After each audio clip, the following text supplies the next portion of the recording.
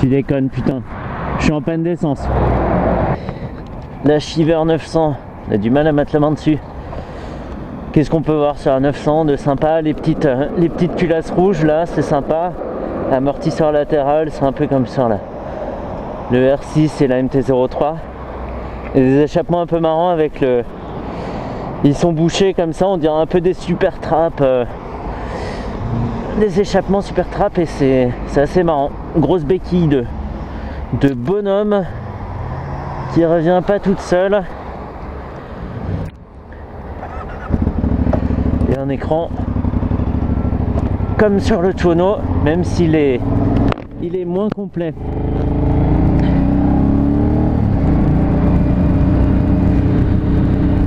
Là où j'avais des craintes, et elles se sont dissipées tout de suite, c'est sur la douceur du moteur.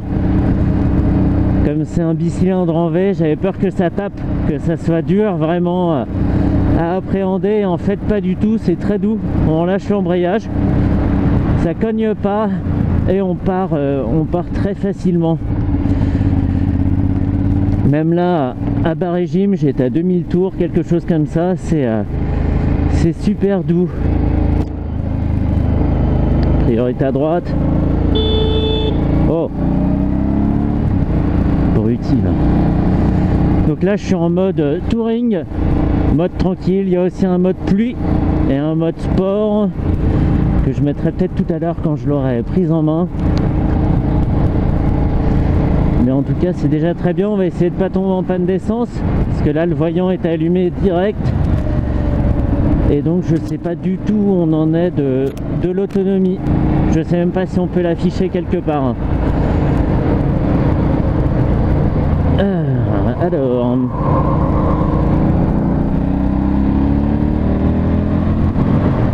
ouais, c'est sympa.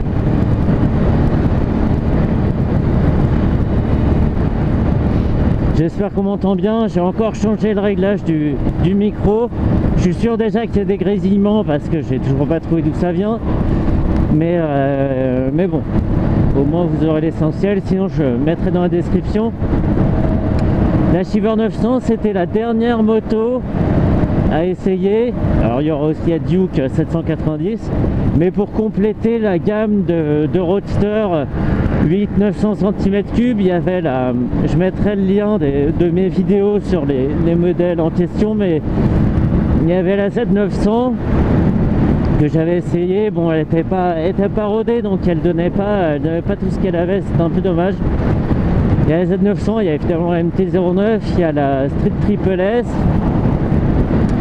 Il y a quoi d'autre? Il y a la GS XS 750, une très bonne moto, un 4 cylindres discret quand il faut, très souple, mais qui peut s'énerver un peu comme un 3 cylindres. Donc il y a un petit peu de tout, et il y a la Monster 821 aussi. Il y a un petit peu de tout, il y a des billes, il y a des 3 cylindres et des 4 cylindres. Et ça permet d'avoir un peu ce qui plaît, quoi. Moi je sais que j'aime beaucoup les 4 cylindres, donc mais bon, chacun son truc. La MT-09 est très bien en 3 cylindres, hein, mais c'est un peu pouce au prime.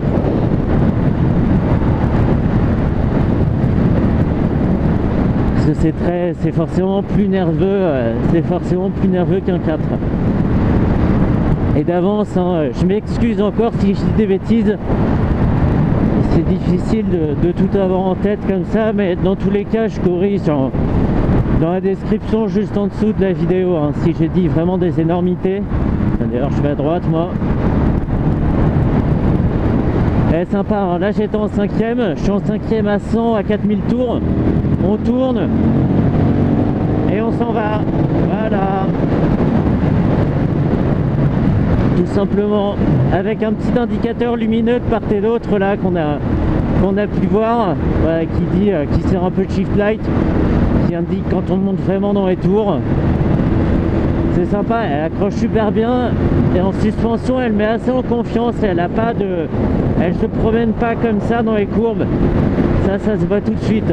Mais alors je serais incapable de vous dire à quoi c'est dû. Est-ce que c'est la suspension, le cadre treillis ou autre chose que j'ignore? j'en sais rien du tout. Moi je fais que constater. Je suis pas journaliste, une expertise technique comme ça me dépasse un peu. Hop, hop. Et alors ce qui m'avait surpris quand je suis allé la voir en concession, c'est le gabarit. J'espère que je me suis pas fait flasher. C'est le gabarit. Sur les photos, elle fait toute petite. On la voit souvent de 3/4 avant.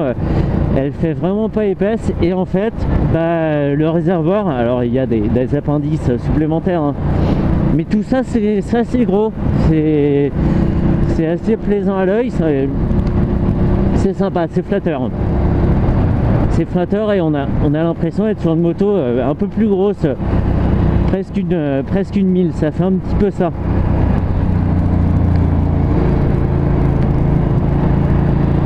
Bon, alors c'est pas la moto qu'on penche le plus facilement du monde non plus, hein.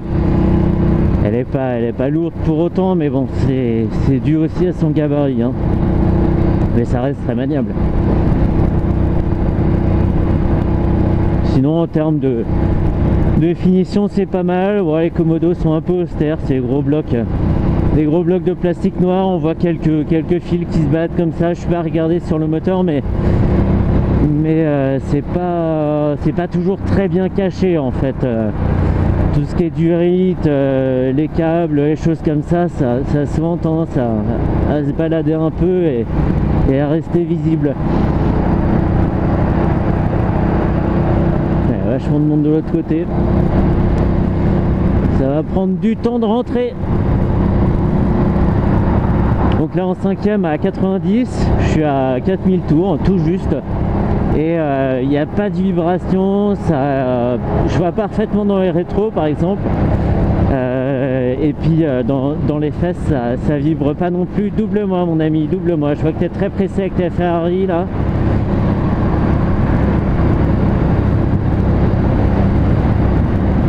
Donc super bonne surprise, je sais pas comment ils ont fait, est-ce qu'ils ont équilibré les masses dans le moteur ou quoi. Voilà que je me mets à parler en technicien, mais c'est super confort.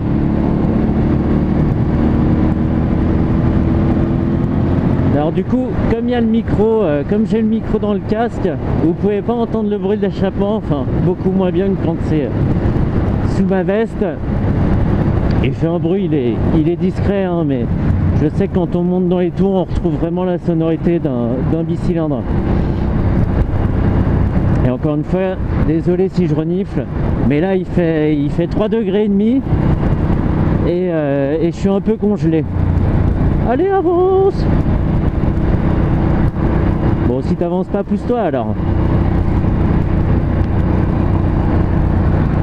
Ah là là, misère. Bon, je sors, je rentre tout de suite et t'as pas intérêt à être là, toi. Mais non, mais me clignote pas dessus. Oh.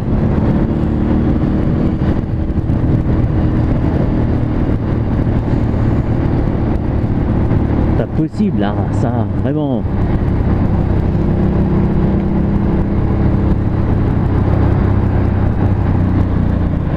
Allez, ils allaient finir par connaître par cœur cette route. Qu'est-ce que je fais? Je fais ça? Ouais, je fais ça. Ouais. Hop. Freinage tardif. Balancement de moto. On va mettre une petite seconde. On ressort. Bam, j'ai failli béton. L'avant est un peu parti. Je sais pas ce qui s'est passé. Mais c'était vraiment pas le truc à faire. Quel abruti.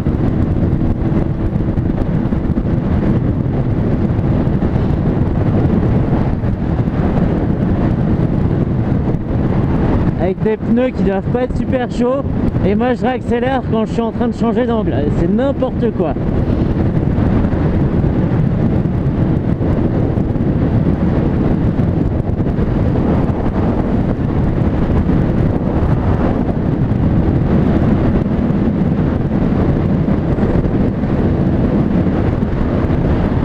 Alors, je suis sur un rythme tranquille, hein, et elle le fait très bien. Je vais pas vous parler du manque de protection parce que c'est évident qu'il n'y en a pas. Il y a vraiment, bah, c'est un roadster quoi, faut le prendre pour ce que c'est. J'imagine qu'il n'y a même pas une bulle en option. Bah, vraiment très sympa.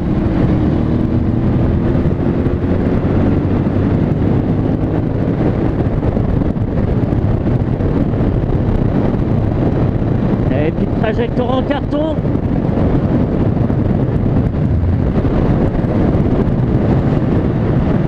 Allez, on se calme, on claque la 6.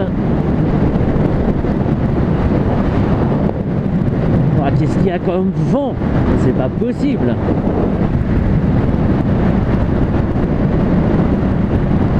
Aïe aïe aïe.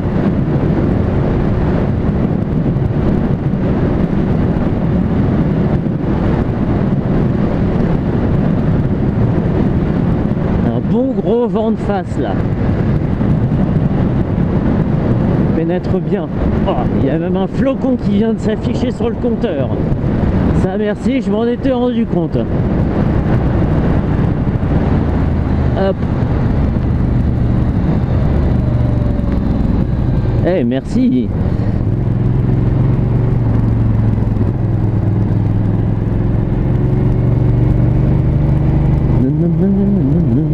Je vais faire le retour en mode sport. Et ouais, d'où l'importance de regarder dans l'angle mort. Il était invisible dans les rétros, mais vraiment invisible, hein. J'ai regardé plusieurs fois. Angle mort, boum, un scooter apparaît. Comme quoi. Est-ce qu'on peut changer le mode? Oui. Sport. Mode sport activé. C'est une toute autre moto. Non, je plaisante, hein. Ça se voit pas pour l'instant.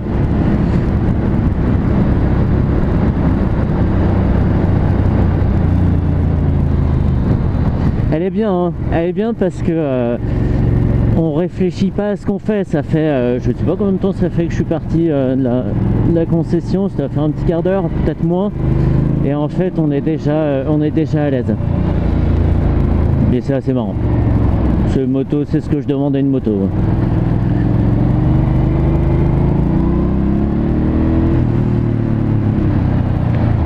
Hop.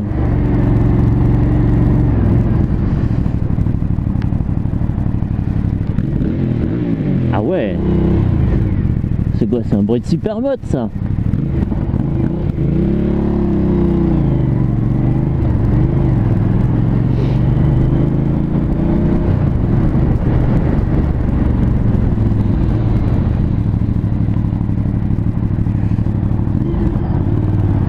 T'intéresse ton Kineo? Merci.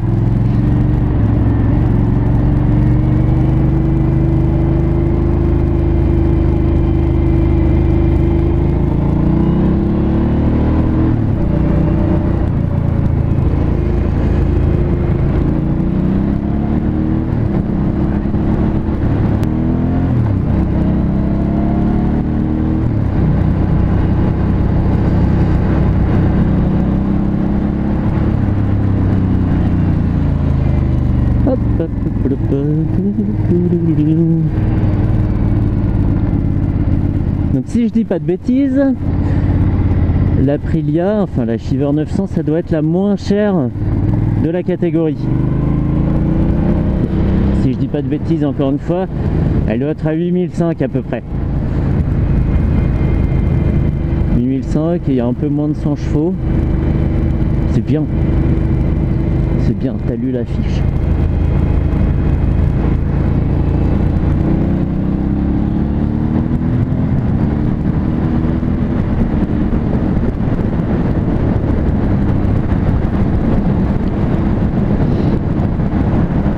Bien, les vitesses passent bien à la volée. J'aime bien ça.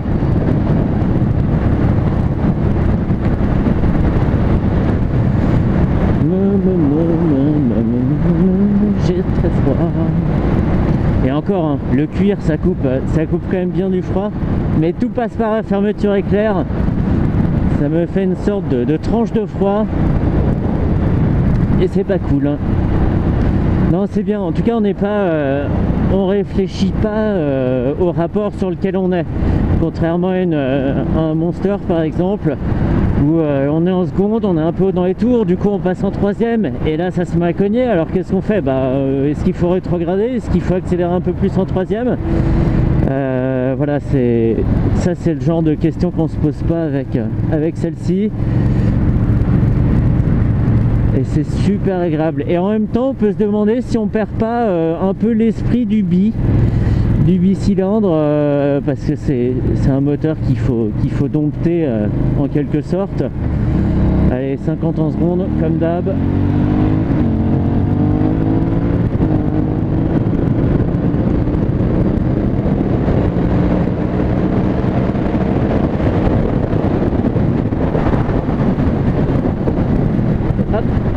Et on sera dans un film d'action, je poserai la charge explosive sur le camion blindé, hop, après je mets un coup de gaz, explosion, pfft, ramassage des lingots. Ouais, je sais, je me fais des films.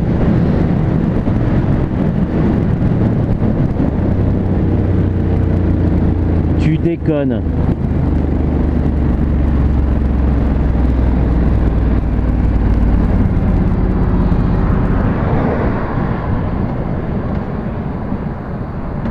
Tu déconnes, putain. Je suis en panne d'essence.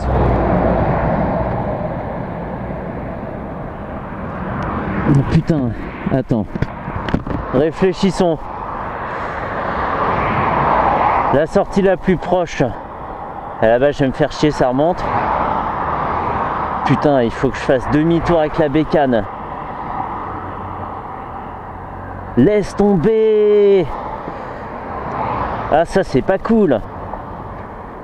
Ça, c'est pas cool. Bon, alors, attends. Je coupe.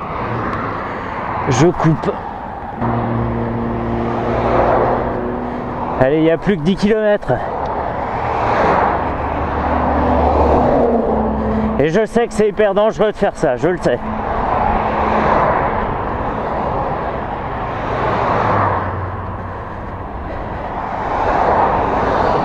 Bon. Pouvoir monter sur la machine ici. Et après, il faudra que je pousse encore pas mal. Hop, on traverse. Ouh. Eh ben.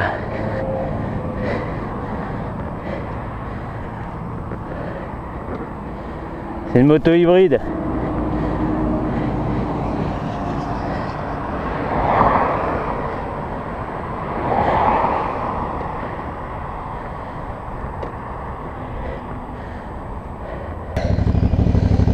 J'ai poussé la moto une bonne vingtaine de minutes quand même, dans des montées, dans des trucs pas possibles, jusqu'à arriver chez mon sauveur, à savoir un Triumph GB Motors 94.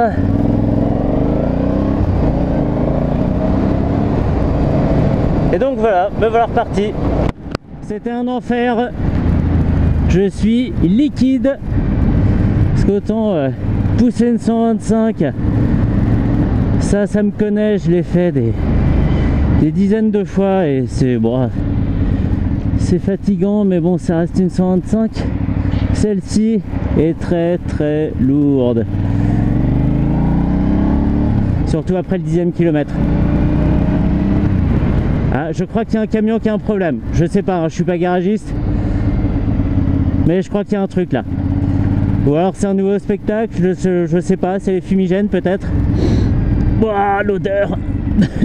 Coff coff.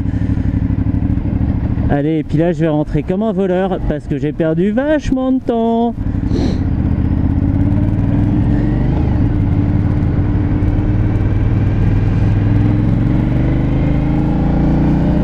Allez, on y va.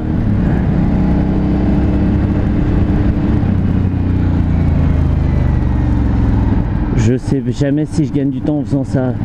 C'est un vrai piège cette route. Ah mais merde. Ah là là. Quelle aventure.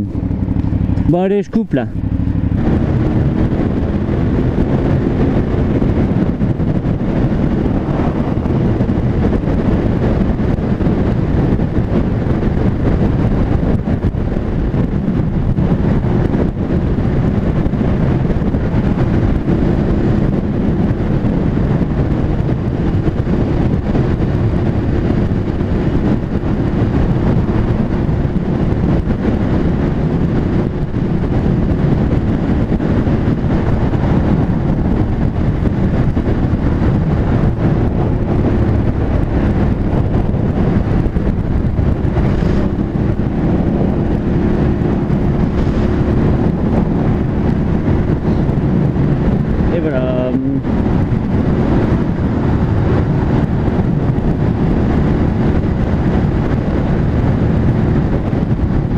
Eh bien, là, niveau confort, comme c'est gardé assez longtemps, hein, forcément, elle est pas mal. Hein. La selle est assez molle. Là, je suis en train de la tâter du doigt. Et niveau confort, les suspensions, ils sont aussi pour quelque chose, hein, mais c'est vraiment bien. Ça gomme bien les défauts de la route. Pour voyager, il n'y a pas de souci. Je vais un peu plus vite que la limite, c'est pas bien. C'est pas bien.